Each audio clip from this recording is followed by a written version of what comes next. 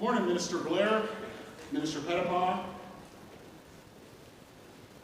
MP Sampson, Minister Gross, Lieutenant General Paul, Lieutenant General Allen, descendants, ladies and gentlemen, honored guests that are here. We also have, I'd like to acknowledge MP Fisher and MP Fillmore and Commodore Olivier here this morning. I'd like to begin by acknowledging that we are in Mi'kma'ki, the unceded traditional territory of the Mi'kmaq people. We are privileged and thankful to be holding this event today on land that is covered by historic treaties of peace and friendship. I also would like to acknowledge the existence of people of African descent in Nova Scotia for well over 400 years. May we honor and offer gratitude to our ancestors who came before us on this land and the commitment to not let that history die. My name is Russell Gross, and I'm the Executive Director here at the Black Cultural Center, and I'm more than glad to see everyone here today and those joining us across the country online. I welcome you here to this space for a very important morning in the progression of the story and the legacy of No. 2 Construction Battalion. At this time, I would like to introduce our Member of Parliament for Sackville, Preston, Chesuncook, a friend and strong supporter of the work we do here at the Center here in Nova Scotia, MP Darrell Sampson.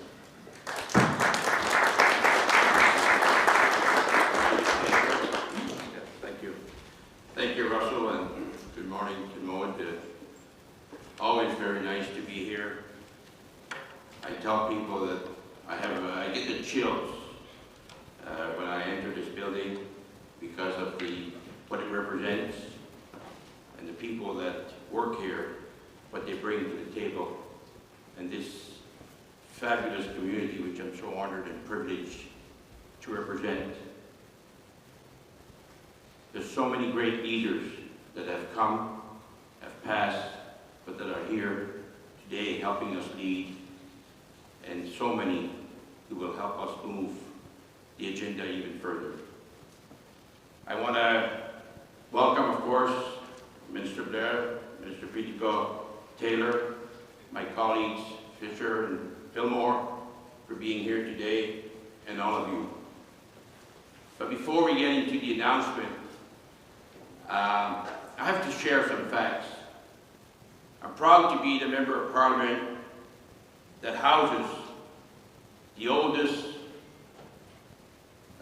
multi-generational Black community in Canada. You know, when I was saying that in the House of Commons the first few years, a lot of people looking at me saying, "Are you sure?" Absolutely, I'm sure.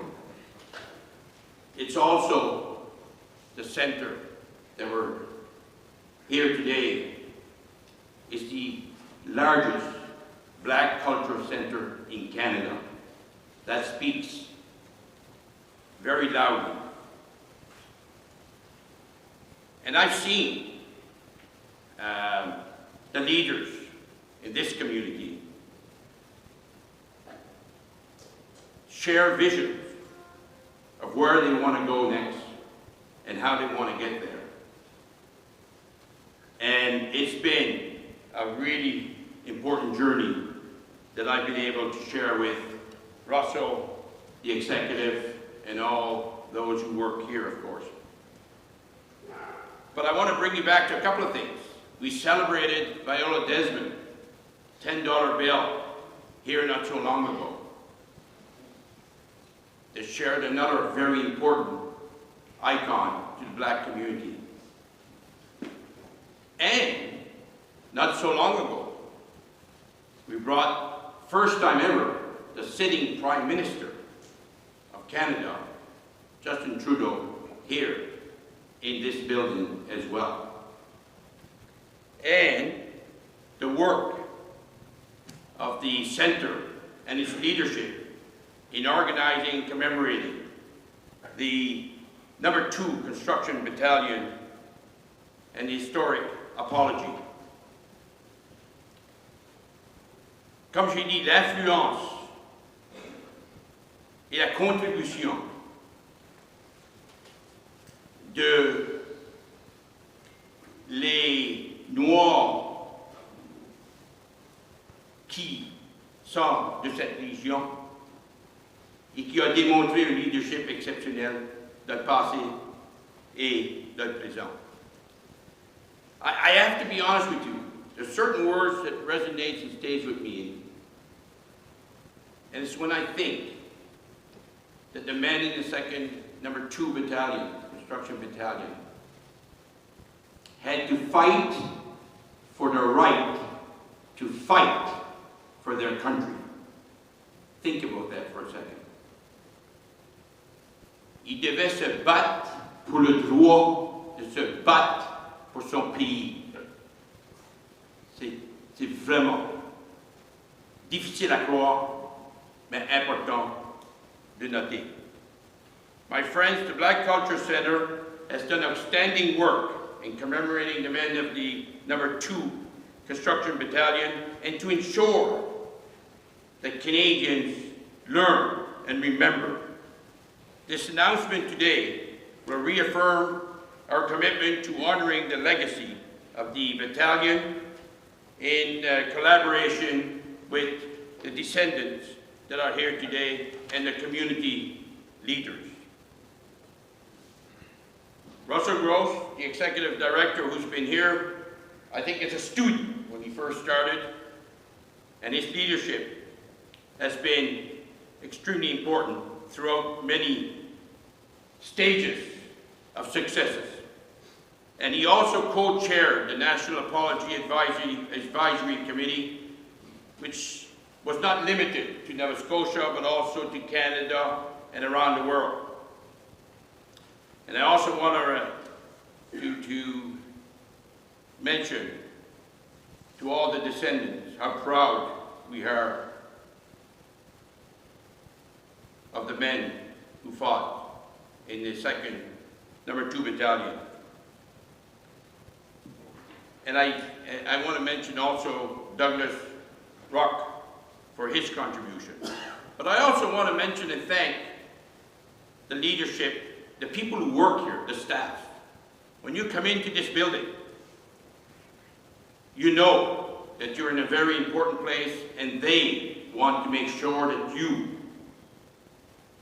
learn and see and almost feel the successes and the contributions of their people.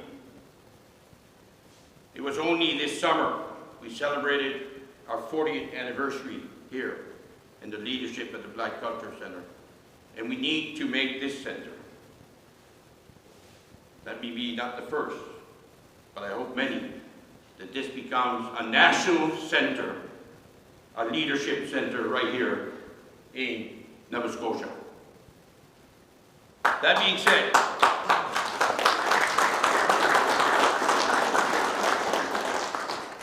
this center has shown through COVID how they could not only lead in this community, in this province, but also in this country. With that said, I want to take the opportunity to welcome Minister Blair here with us to share some words. Thank you, Mr. Blair.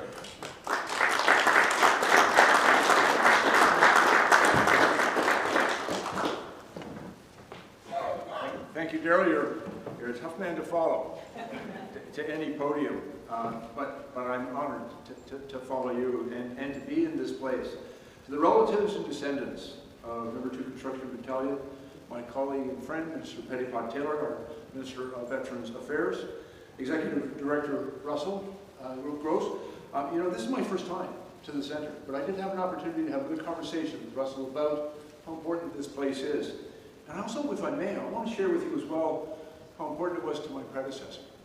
When the 40th anniversary celebration was taking place here this summer, we were just going through a bit of a cabinet shuffle. And Mr. Anand called me up and said, would it be okay with you if, she says, if I went to Nova Scotia, if I went to the ECC, and was part of that celebration. Because it was very important to her. It meant a great deal to her, the relationship with all of you, and I wanted to acknowledge that as I begin my remarks. I also want to acknowledge how important this place is. and how I think impactful your work has been, as represented by the extraordinary presence of some of the most significant senior leadership of the Canadian Armed Forces here with us today. Vice Chief of Defense, General Francis, General Paul, the head of our armed forces, and all of his extraordinary colleagues. And they're all here because this is an important place. And this is important to the Canadian Armed Forces. And the learning and the acknowledgement that has taken place here has been important to them all. I also should begin by acknowledging that we are, of course, gathered on the ancestral and traditional lands of the Mi'kmaq people. Today and every day, it's important that we reaffirm our commitment to meaningful reconciliation with Indigenous peoples. And as I've said, it's an honor, a true privilege to have the opportunity to be here with you today at the Black Cultural Center of Nova Scotia. This has been a long-standing champion of the legacy of the No. 2 Construction Battalion, and your work has had impact. For 40 years now, the Center has been vital in preserving and promoting and celebrating Black culture in this province, and it has been a venue where Canadians have gathered to retell the stories of the men of the No. 2 Construction Battalion. It's important that we acknowledge and remember. Acknowledge the racism and discrimination that those men faced, and to take every opportunity to honor their service. And thanks to the tireless advocacy of the descendants of No. 2, more Canadians than ever before are learning about the contribution that these brave men were made to secure an Allied victory during the First World War. And the stories of these men are worth retelling as often as we can because they remind us. They remind us of our history, and they teach us lessons. And as we reflect upon the discrimination that was faced by these members of the battalion, we can learn from the errors of the past and do better. And in doing better, become better ourselves. They're also worth retelling because the number 2 embodied some of the highest ideals that we seek to instill in every member of our military. And all these years later, their example models what we want all members of the Canadian Armed Forces to be and what we aspire to. As Russell has said, back in August of 1914, when the First World War broke out, tens of thousands of people across Canada rushed to their local recruiting offices to enlist and fight for their country. Many of those people were members of the Black community. And, shamefully, they were turned away. They were told this is a white man's war, and that white men wouldn't want to serve alongside them. And when these men were turned away, instead of just leaving in bitterness, they remained undeterred. They remained resilient. They remained committed to serving their country.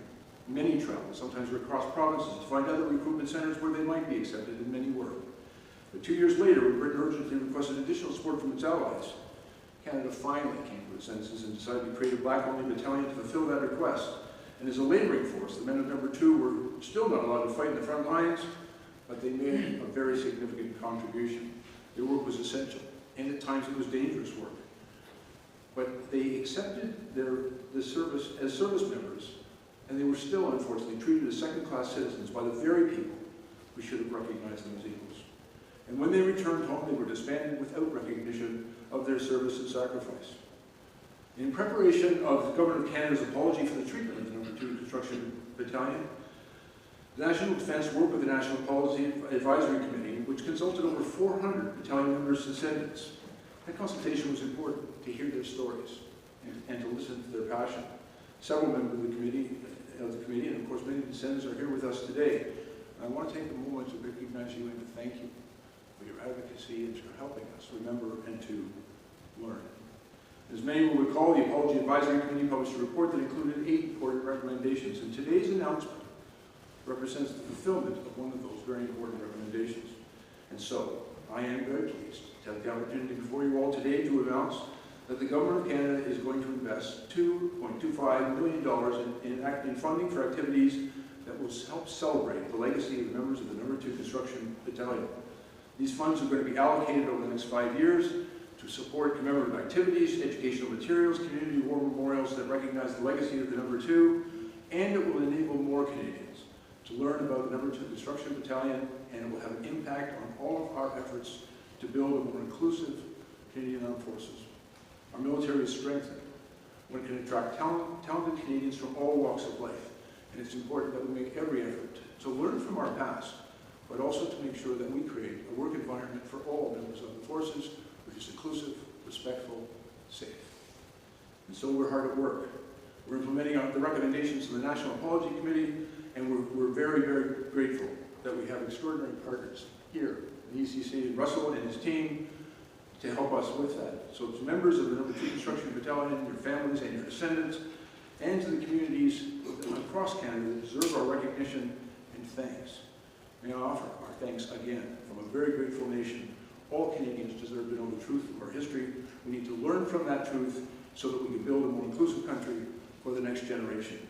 I hope very sincerely that the funding that we're announcing today will contribute to both of those goals. We have extraordinary partners, and we're grateful for your hard work, and it is actually a privilege to have the opportunity to continue to support you in the important work that you do here, because as Daryl has shared with us, this is a place that is important not just to Nova Scotians, but to Canadians. And I think it's a great example of how a country can learn from its past, learn from its mistakes, and learn to do better. Thank you very much.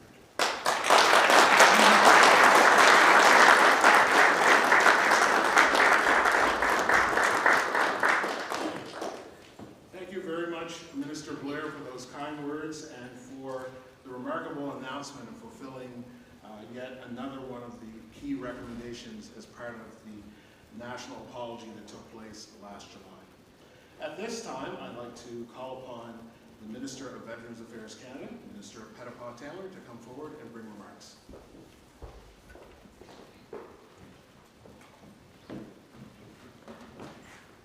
Minister Blair, Mr. Gross, and members of the Black Cultural Centre of Nova Scotia, descendants of the No. 2 Construction Battalion, veterans, distinguished guests, family, and friends.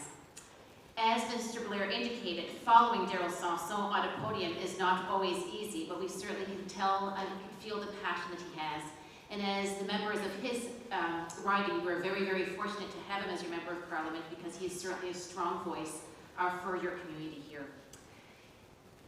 Russell as well, thank you so much for hosting me for the second time. When I was the Minister of ACO, I had the pleasure of being here for a wonderful visit and really, again, appreciated the work that is being done here. So thank you so much for hosting us once again today, and thank you for your continued leadership. L'annonce aujourd'hui, chers amis, est une étape très importante et naturelle dans un processus qui a débuté il y a près de 3 ans, lorsque notre gouvernement a annoncé son soutien de présenter des excuses officielles aux hommes du bataillon de la construction numéro 2 pour les torts qui ont été commis contre eux. Et l'année dernière, le Premier ministre a tenu cet engagement en présentant des excuses officielles aux descendants au nom du gouvernement du Canada. At a time when all hands were needed, hundreds of young Black Canadians were eager to serve, as we've heard. They wanted to serve their country. They were willing to do whatever that it took and whatever that was needed to support the war effort, even if it meant never coming home. They raised their hands, yet still, Black men were turned away and unjustly denied that chance to serve. And that is truly unexcusable.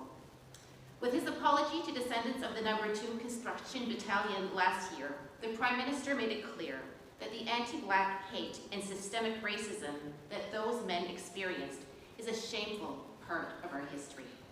Aujourd'hui, encore il s'agit d'une partie profondément honteuse de notre histoire militaire que nous devons jamais, jamais oublier.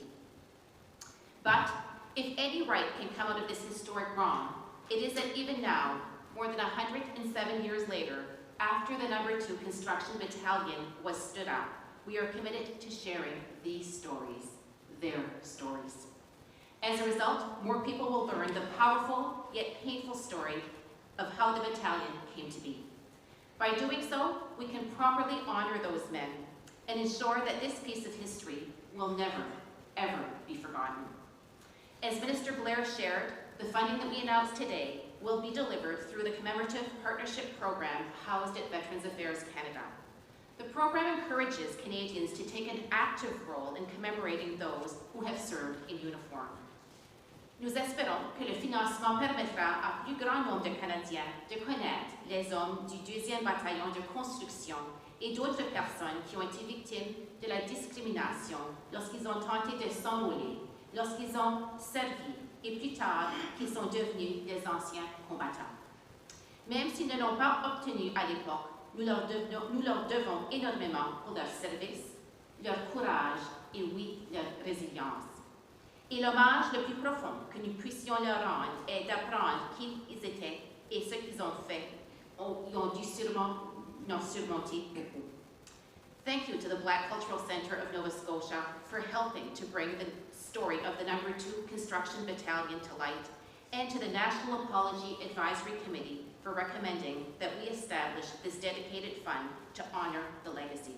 Together, we will absolutely keep this story alive. Merci.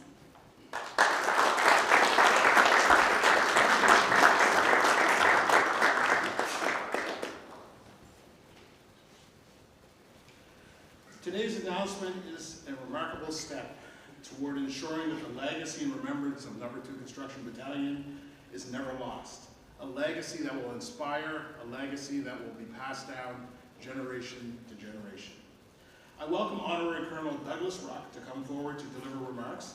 Honorary Colonel Ruck has been a dedicated advocate of No. 2 Construction Battalion for decades, carrying the torch that his late father, Senator Calvin Ruck, lit over 30 years ago to share a part of history that wasn't known.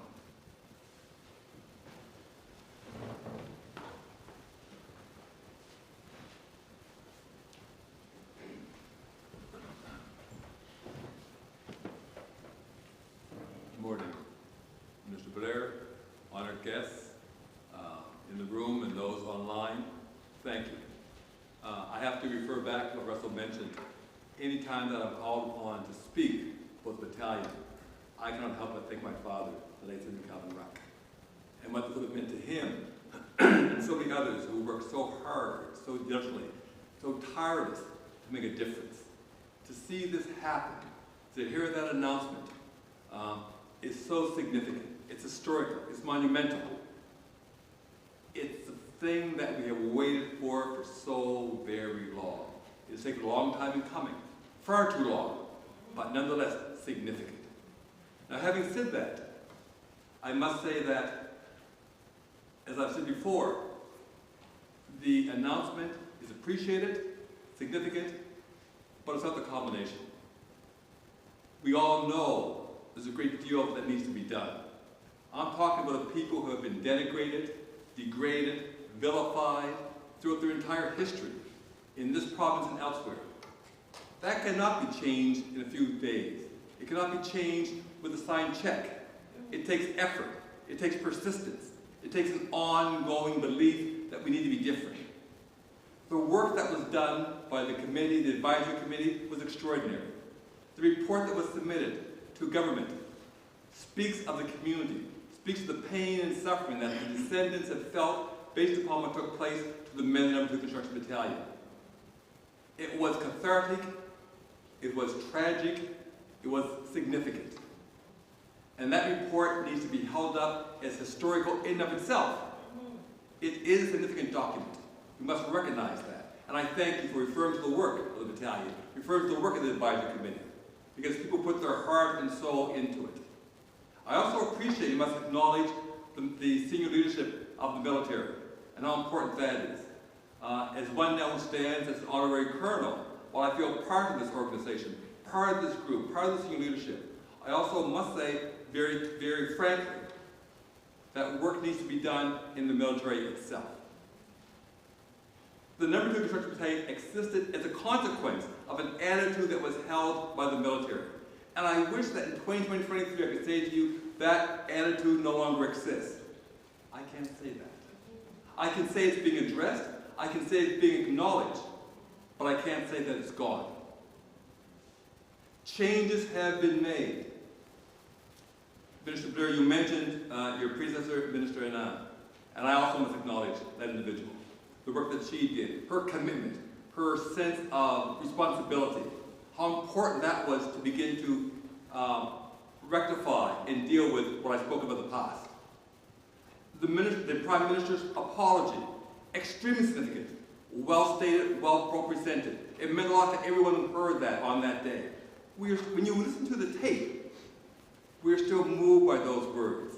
It still brings that sense to your body that this was an extremely significant moment in our history. But I must say that while changes have been made, is still very fragile because the memories are still there. When they were told it was a white man's war, they're being told this is a white man's country. We still live with that in many ways. The work that was done by the advisory committee helped in many ways to reshape that. Not to reshape the narrative, but to say the things that must change. The work that was done, I have to mention and point out work that was done by Russell Gross, Lieutenant Colonel Barry Pitcher, helped as well to rectify. It made a difference on behalf of the military. It was so important to have the military involved in this effort. So we stand here today saying thank you for what's been done. We also stand here today saying to the military, thank you for being part of this. We move forward and we continue to deal with this together. It's government, the military, but most importantly, the black community. The descendants and those of us who are here today. As I said on that day in Truro, do not forget us. Include us in what's taking place. Let's be part of the process. Only then will it make a difference. Only then, with all due respect, will the money that has been allotted for this cause make a true difference. If we are part of how it's to be dealt with, how it's to be utilized to make that difference. Only then can we say that we have satisfied and we have shown true honor and homage to the men of the No. 2 Construction Battalion. So no longer with this, and I think it's been acknowledged. Minister Anson said that. Those who could have been here, my father, Captain George Borden, and so many others who aren't here to see this moment, I regret that. I'm pleased that I'm here on behalf of my father and my family, but we know that we can't change the past.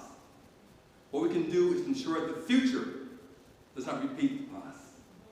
So I thank you for this day. I thank you for what's been done. I look forward to being part of the future. Thank you very much.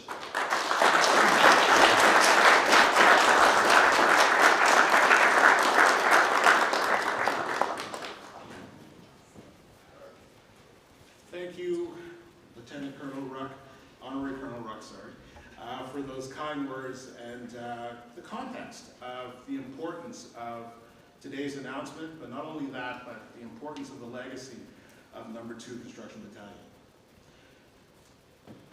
As part of the important national apology that happened on July the 22nd, on that sunny day in Truro, Nova Scotia, on the very field where the battalion gathered, a commitment was made to perpetuate the legacy of the No. 2. The 4th Engineering Support Regiment was that legacy. I'd like to welcome Commander of the 4 ESR, Lieutenant Colonel Adam Poirier, to come forward.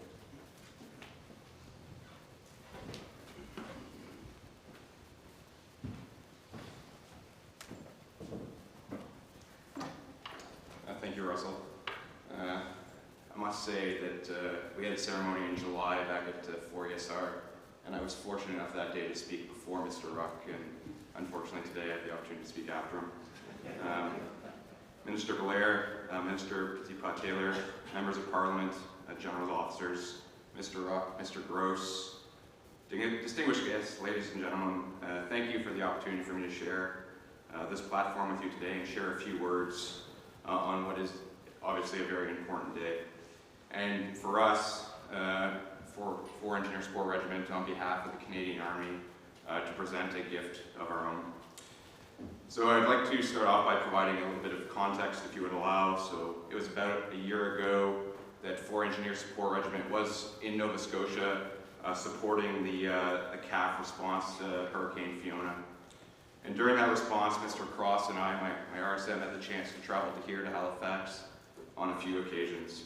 And during one of those stops, we came to the BCCNS for the first time. And it was the first opportunity we had to meet with Mr. Gross and to really discuss what 4 ESR's responsibilities were as the perpetuating unit for No. 2 Construction Battalion and what we could do as a team to help preserve that legacy. And one of the ideas that we had at the time, or one of the things we had considered at the time, was raising the battalion's flag during one of our unit level exercises. And really, The idea had stuck with me over the course of the fall and the winter, but it was only here when we were here last spring with Minister Adnan that it became clear that there was a real opportunity to make this happen. So with the necessary engagement and the support of various stakeholders, including the descendants, Mr. Gross and Mr. Cross, who I believe spearheaded the Canadian Army effort on this, we were able to finalize the flag design and to receive approval in June. That approval set the conditions for us to raise the flag and to fly it at 4ESR on the 5th of July 2023, which happens to be the 107th birthday of the No. 2 Construction Battalion. And as I mentioned in my remarks in the parade that day, I thought the flag was important because in many ways it serves as a symbol. And I know that a symbol means something a bit different for everyone, but for me, this flag represents both the past and the future. The crest that you'll see in a few moments in the forest green represents the past as it highlights the efforts and the struggles of the men of the battalion, both in their contributions during the war, but as trailblazers within Canadian society. And the brick red and the royal blue representing the Royal Canadian Engineers, and specifically for me, 4 Engineer Support Regiment, both in our current and future efforts to preserve the legacy of the battalion. As a measure to set us on the right path and to continue on that path and help preserve the legacy of the battalion, we wanted to gift an artifact to this center. And that artifact is the first ever camp flag flown on the 5th of July in a handcrafted frame created by the construction technicians of 4 Engineer Support Regiment. So if I could have Mr. Gross come up and Mr. Ruck. We hope that you proudly display this gift in the center, and it is a piece that adds to the history of this battalion. Thank you very much.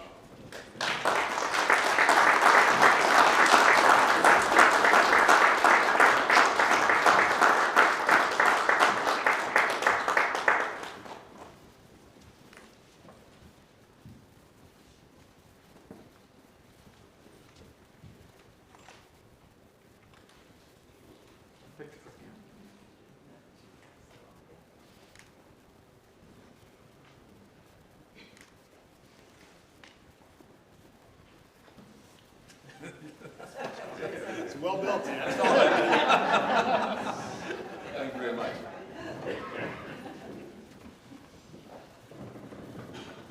It's a real honor and a privilege to receive this flag in honor and remembrance of No. 2 Construction Battalion. May this flag be a symbol of the legacy of those brave men and their struggle to have the right to serve. The Black Cultural Center will proudly display this flag for all to see, and also as a reminder of our new formed allyship with the Department of Defense, the Government of Canada, and the Canadian Armed Forces. As we bring this formal part of the program to an end, I would like to take this opportunity to first off to thank the descendants and families of No. 2 Construction Battalion for your trust and unwavering attention to this important part of our shared history. It was because of your efforts that this history wasn't forgotten. I also would like to recognize members of the former National Advisory Committee, some of which are online with us, some that are here present, and co-chair Lieutenant Colonel Barry Pitcher for the monumental work that happened to ensure that the apology was more than just words. Please take note there will be a brief pause in our program as we allow time for immediate Q&A with the Minister. The private roundtable session and discussion will take place within the next 10 to 15 minutes. Thank you and have a great day.